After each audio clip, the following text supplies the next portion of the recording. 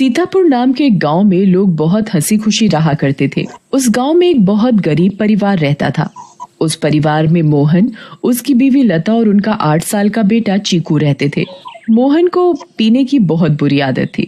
वो सुबह शाम बस शराब पीता और जुआ खेलता रहता था। मोहन की एक छोटी सी किराने की दुकान थी।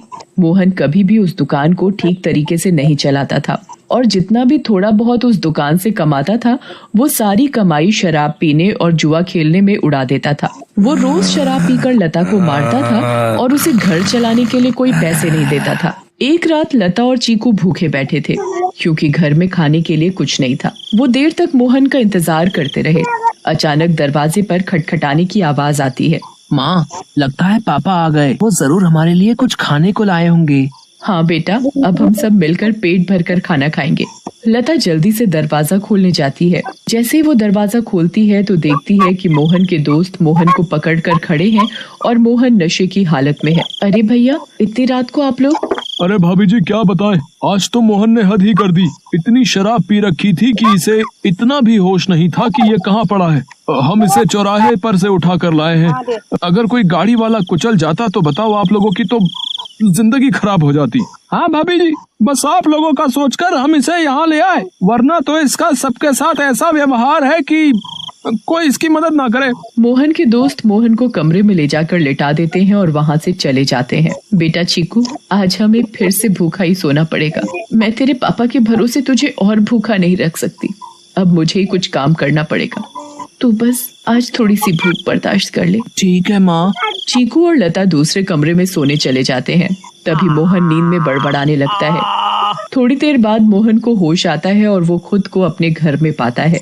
अरे ओ लता, कहाँ मर गई? मुझे बहुत तेज भूख लगी है, चल जल्दी से मेरे लिए खाना लेकर आ। लता बहुत गहरी नींद में सोई हुई होती है और उसे मोहन की आवाज सुनाई नहीं देती। मोहन 4-5 बार आवाज देता है पर लता नहीं उठती। मोहन गुस्से से लाल हो जाता है और कमरे में रखे एक मोटे से डंडे को उठाता है और दूसरे कमरे में जाता है जहाँ लता और चीकू सो रहे होते हैं। वो डंडे से लता को बुरी तरह पीटने लगता है।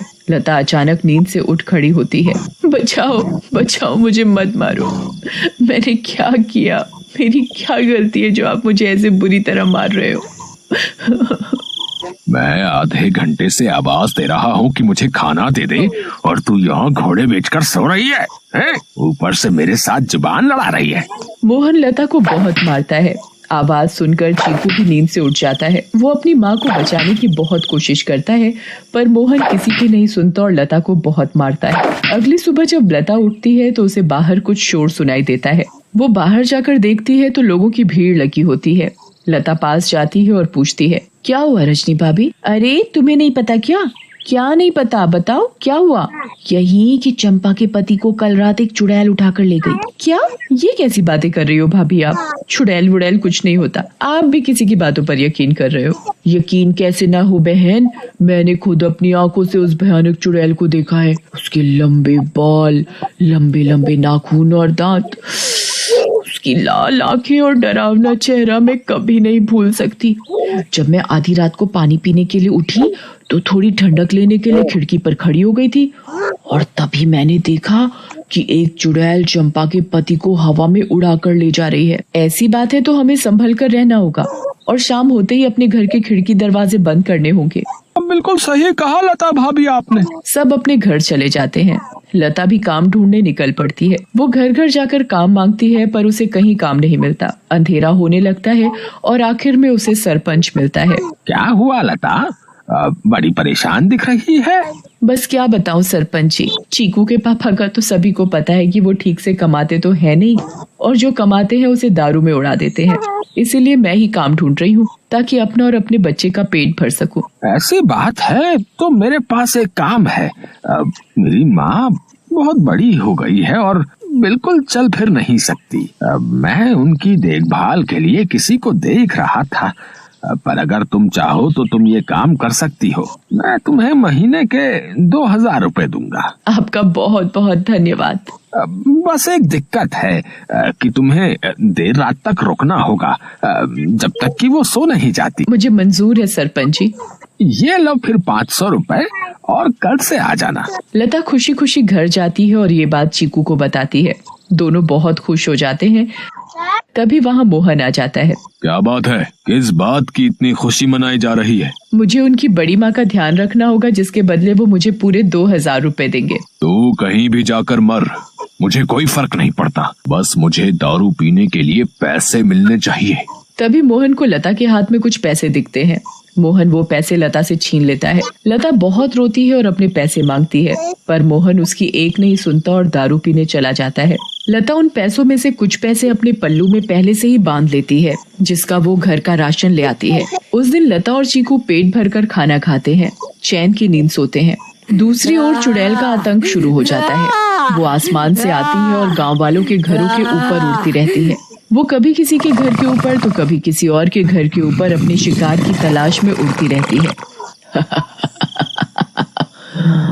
अब मैं अपना शिकार करूंगी। किसको लेकर जाऊं आज अपने साथ? किसको? बहुत देर तक चुड़ैल को कोई दिखाई नहीं देता। लगता है इस गांव के आदमी बहुत चालाक हो गए। अब इन्होंने रात को निकलना ही बंद कर दिया। अगर ऐसा रहा तो मैं अपना शिकार कैसे करूंगी? किसको लेकर जाऊं अपने साथ? किसको लेकर जाऊंगी अपने साथ? तभी भोला रात को घर के बाहर आता है और रस्सी पर सूख रहे कपड़े उतार कर इकट्ठे करने लगता है। चुड़ैल की नजर भोला पर पड़ती है। मिल गया मेरा शिकार। चुड़ैल भोला पर हमला करती है। वो उसे एक हाथ से पकड़ती है और अपने साथ हवा में उड़ाकर ले जाती है। बचाओ बचाओ, मुझे छोड़ दो, जाने दो मुझे। तू तो मेरा आज का शिकार है, ऐसे कैसे छोड़ दूं? तभी भोला की बीवी बाहर भोला को देखने आती है। उसे भोला घर के बाहर कहीं नहीं दिखता, पर फिर उसकी नजर ऊपर जाती है और वो देखती है कि चुड़ैल उसके पति को लेकर जा रही है। रेखा ये सब देखकर बेहोश ही हो जाती है और सुबह जाकर उसे होश आता है। होश आते ही वो अपने पति को हर तरफ ढूंढने लगती है, पर वो कहीं नहीं मिलता। वो यहाँ वहाँ पागलों की तरह भागती है और चिल्ला रही है। तभी गांव के लोग इकट्ठे हो जाते हैं।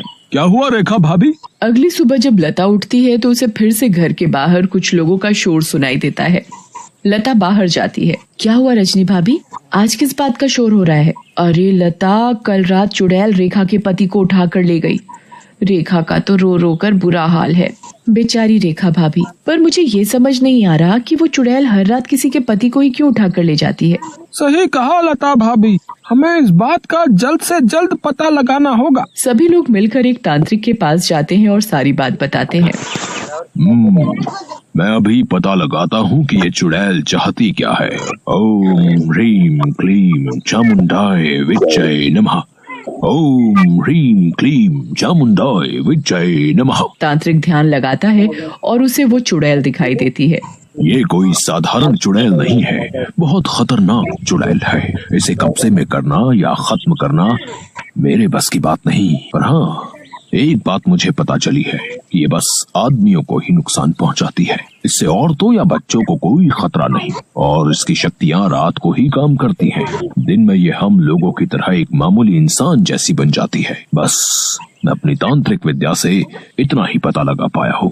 सब लोग अपने अपने घर चलने लगते हैं। तभी लता बोलती है, मेरे पास एक सुझाव है, अगर वो काम कर जाए तो। वैसे आप लोग मेरी बात सुनकर हंसेंगे, पर इसके अलावा कोई और तरीका नहीं दिख रहा इस चुड़ैल से बचने का। भाभी आप बताओ तो सही, पता चला अगला नंबर मेरा ही है। मैं अभी मरना नहीं चाहता। अंधेरा होने के बाद अगर सभी आदमी औरतों का भेष बनाकर रहे तो वो चुड़ैल किसी भी आदमी को औरत समझकर नहीं लेकर जाएगी। लता की बात सुनकर सब हंसने लगते हैं, पर बाद में सबको लता का ये सुझाव सही लगता है और सब अपने अपने घर चले जाते हैं। लता भी अपने घर चली जाती है। वो मैं कह रही थी कि गांव में चुड़ैल का आतंक बहुत बढ़ रहा है। वो हर रात एक आदमी को ले जाती है। तो गांव वालों ने तय किया कि सब आदमी अंधेरा होते ही औरतों के कपड़े पहन लेंगे, ताकि वो चुड़ैल उन्हें औरत समझकर छोड़ दे। तेरा दिमाग तो ठिकाने है या पागल हो गई है? कोई बेवकूफी होगा जो ऐसा करेगा। मोहन लता की एक नहीं सुनता और चला जाता है। लता भी सरपंच के घर उनकी माँ की देखभाल के लिए चली जाती है। लता का पूरा दिन बहुत अच्छे से निकलता है। फिर रात हो जाती है और लता अपने घर के लिए निकल पड़ती है। दूसरी ओर गांव के सभी आदमी अंधेरा होते ही औरतों का भेष बना लेते हैं। लता जब अपने घर वापस जा रही होती है तो उसे आसमान से चुड़ैल आती दिखती है। लता बहुत डर जाती है और पेड़ के पीछे छुप जाती है।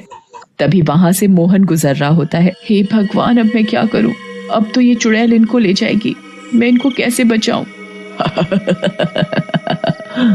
मिल गया मुझे मेरा शिकार। चुड़ैल उड़कर मोहन को पकड़ लेती है। बचाओ बचाओ, कोई मुझे इस चुड़ैल से बचाओ। चुड़ैल मोहन को लेकर हवा में उड़ने लगती है। तभी लता दौड़ कर आती है और चुड़ैल का पैर पकड़ लेती है। चुड़ैल लता को देखकर वापस जमीन पर उतर जाती है। ऐ पागल औरत, छोड़ मेरा पैर और ले जाने दे मुझे इस आदमी को, ये मेरा शिकार है। नहीं, मैं तुझे नहीं छोड़ूंगी। मैं तुझे अपने पति को नहीं ले जाने दूंगी, चाहे इसके बदले मुझे अपनी जान ही क्यों न देनी पड़े। चुड़ैल बहुत कोशिश करती है पर लता उस चुड़ैल के पैर को नहीं छोड़ती। छोड़ मेरा पैर, मेरी पायल टूट जाएगी, दूर रह मेरी पायल से, मेरी पायल मेरी जान है। इस चुड़ैल को आखिर इतना क्यों प्यार है इस मामूली सी पायल से, और ये ऐसे क्यों बोल रही है? कहीं इस पायल में ही तो इसकी जान नहीं? मुझे इस पायल को तोड़ देना चाहिए। लता उस पायल को तोड़ देती है। चुड़ैल आग में जलने लगती है। ये तूने क्या किया? मेरी पायल में ही मेरी जान थी और तूने वही तोड़ दी। चुड़ैल उस आग में खत्म हो जाती है। मुझे माफ कर दो लता, मैंने हमेशा तुम्हें मारा पीटा और आज तुमने ही मेरी जान बचाई। उस दिन के बाद से मोहन बदल जाता है। वो अच्छे से काम करता है और अपने परिवार का ध्यान रखता है और कभी शराब नहीं पीता। गांव वालों को भी उस चुड़ैल से हमेशा के लिए छुटकारा मिल जाता है और सब हंसी खुशी रहने लगते हैं।